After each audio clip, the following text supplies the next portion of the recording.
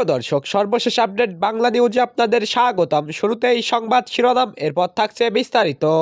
শুরুতেই জানিয়ে দেব, ইউনূসের খেলা শেষ। দীর্ঘ 17 মাস পর গণমাধ্যমের সামনে এসে বাংলাদেশে স্থিতিশীলতা ফেরাতে 5 দফা দিলেন শেখ হাসিনা। বিস্তারিত থাকছে প্রতিবেদনে।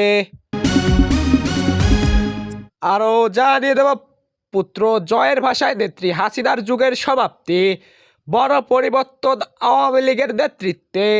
বিস্তারিত থাকছে প্রতিবেদনে। আরও জানিয়ে দেব, ব্যারিস্টার ফুয়াদের নির্বাচনী প্রচারণায় বিএনপি সন্ত্রাসীদের হামলায় জামাতের বিক্ষোভ।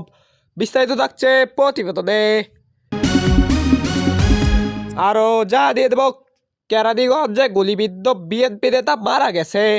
বিস্তারিত থাকছে প্রতিবেদনে। আরও জানিয়ে দেব, চাঁদাবাজি ও আধিপত্য বিস্তারকে কেন্দ্র করে মুসাব্বির হত্যাকাণ্ড, ডিবির তদন্তে বেরিয়ে এলো চাঞ্চল্যকর তথ্য। বিস্তারিত থাকছে প্রতিবেদনে। সুপ্রিয় দর্শক, এতক্ষণ শুনছিলেন সংবাদ শিরোনাম, এখন শুনবেন বিস্তারিত। তার আগে ভিডিওটি ভালো লাগলে এবং সর্বশেষ আপডেট নিউজ পেতে চ্যানেলটি সাবস্ক্রাইব করুন। ধন্যবাদ। রাজনৈতিক পট পরিবর্তনের পর প্রথমবারের মতো জনসম্মুখে ভাষণ দিয়েছেন বাংলাদেশের সাবেক প্রধানমন্ত্রী শেখ হাসিনা। ভারতের নয়াদিল্লির ফরেন করেসপন্ডেন্টস ক্লাব আয়োজিত সেভ ডেমোক্রেসি ইন বাংলাদেশ শীর্ষক এক অনুষ্ঠানে অডিও বার্তার মাধ্যমে তিনি এই বক্তব্য প্রদান করেন। শেখ হাসিনা অন্তর্বর্তীকালীন সরকারের প্রধান উপদেষ্টা ডক্টর মোহাম্মদ ইউনূসকে অবৈধ সহিংস প্রশাসনের প্রধান হিসেবে অভিযুক্ত করেন।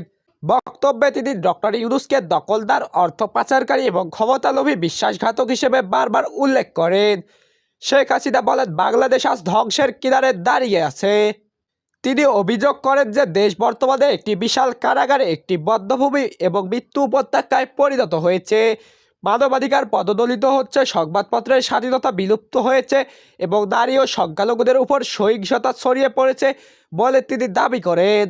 বাংলাদেশের স্থিতিশীলতা ফিরিয়ে আনতে শেখ হাসিনা তার বক্তব্যে 5টি প্রধান দাবি তুলে ধরেন। 1. মুক্ত ও নিরপেক্ষ নির্বাচনের পরিবেশ নিশ্চিত করতে অবৈধ ইউনূস প্রশাসনকে অপসারণ করা। 2. দৈনন্দিন সহিংসতা বন্ধ করে জননিরাপত্তা পুনরুদ্ধার করা। 3. ধর্মীয় সংখ্যালঘু, নারী ও অসহায় জনগোষ্ঠীর সুরক্ষায় দৃঢ় নিশ্চয়তা প্রদান করা। 4. সাংবাদিক ও আওয়ামী লীগ নেতাকর্মীদের বিরুদ্ধে রাজনৈতিক উদ্দেশ্য প্রণোদিত মামলা বন্ধ এবং বিচার বিভাগের নিরপেক্ষতা ফিরিয়ে আনা। 5. গত 1 বছরের ঘটনাবলী তদন্তে জাতিসংঘ একটি নতুন নিরপেক্ষ তদন্ত পরিচালনা করতে হবে। সবশেষ তিনি আওয়ামী লীগকে বাংলাদেশের গণতন্ত্রের একমাত্র বৈধ অভিভাবক হিসেবে দাবি করেন এবং মুক্তিযুদ্ধের সপক্ষ শক্তিকে সংবিধান পুনরুদ্ধারে ঐক্যবদ্ধ হওয়ার আহ্বান জানান। ভাষণের এক পর্যায়ে ইউনূসকে যে কোনো আসনে তার বিরুদ্ধে লড়াই করার চ্যালেঞ্জ জানান বঙ্গবন্ধু কন্যা শেখ হাসিনা। এদিকে যবে থেকে দেশে পা রেখেছেন তবে থেকেই বাংলাদেশের রাজনীতি বদলে গিয়েছে। সমস্ত মহল এখন তারেক জোরে কাবু। যখন নির্বাচন আর মাত্র কয়েকদিন বাকি, ঠিক সেই সময়ে তারেক রহমান দেশের মাটিতে পা রাখলেন। আর উল্টো দিকে খবরের শিরোনামে উঠে এলেন সজীব ওয়াজেদ জয়। দীর্ঘ নীরবতা ভেঙে জয় স্পষ্ট বার্তা দিলেন, আমার মা ছাত্র জনতাকে হত্যা করেনি। সম্প্রতি আল জাজিরাকে সাক্ষাৎকার দিয়েছেন সজীব ওয়াজেদ জয়। সেখানে তিনি উল্লেখ করেন আওয়ামী লীগ ঠিক কী করেছিল। 2024 সালের 5ই আগস্টের পর থেকে একটা প্রশ্ন বারবার উঠেছে, সেটা হলো আওয়ামী লীগের ভবিষ্যৎ কী হবে। পাশাপাশি এই প্রশ্ন ওঠে, সে আদেও কি বাংলাদেশে ফিরবে আওয়ামী লীগ, কিংবা শেখ হাসিনা কি বাংলাদেশের মাটিতে পা রাখবেন। এমনকি শেখ হাসিনা 2024 সালের 5ই আগস্টের পর থেকে একটা প্রশ্ন বারবার করেছে বিভিন্ন গণমাধ্যম। যেখানে যেখানে তিনি সাক্ষাৎকার দিয়েছেন সেটি হলো, তারপরে দলের দায়িত্ব কে নেবেন। একাধিকবার উত্তর দিয়েছেন, আবার কখনো তিনি নীরব থেকেছেন। এর মধ্যে আল জাজিরাকে সজীব ওয়াজেদ জয় একটি সাক্ষাৎকার দিয়েছেন। ওয়াশিংটন ডিসিতে বসে সজীব ওয়াজেদ জয় ওই সাক্ষাৎকার দিয়েছেন। পুত্র জয়ের ভাষায় নেত্রী হাসিনা যুগের সমাপ্তি। জয়কে প্রশ্ন করা হয়েছিল, 2024 সালের আন্দোলন যেভাবে দমন করা হয়েছে, তার মায়ের নির্দেশে যে শত শত মানুষ নিহত হয়েছে, সেই বিষয়টি কিভাবে দেখছেন, কিংবা বিষয়টি কি স্বীকার করছেন। জয় অবশ্য স্বীকার করছেন। তিনি বলেন, সেই সরকার আন্দোলনে মিসহ্যান্ডেল করেছে। তবে তিনি জোর দিয়ে বলেছেন, তার মা শেখ হাসিনা কখনোই আন্দোলনকারীদের হত্যার নির্দেশ দেননি। যদি তিনি নির্দেশ দিতেন তাহলে তার মা এখনো প্রধানমন্ত্রী থাকতেন।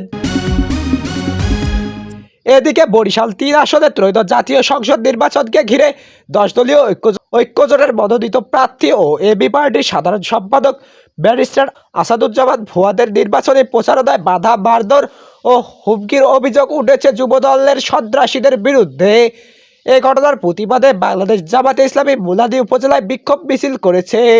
শনিবার বেলা ১১টায় মুলাদী উপজেলায় ঈদগাহ ময়দান থেকে বিক্ষোভ মিছিলটি বের করা হয়। মিছিল চলাকালে অংশগ্রহণকারীরা ফুয়াদ ভাইয়ের কর্মীদের উপর হামলা কেন, তারেক রহমান জবাব চাই, এমন স্লোগান দেওয়া হয়।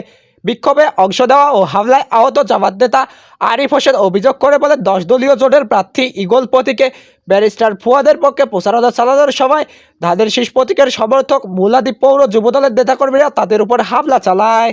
তিনি দাবি করেন ধাওয়া দিয়ে মারধর করা এবং প্রাণনাশের হুমকিও দেওয়া হয়।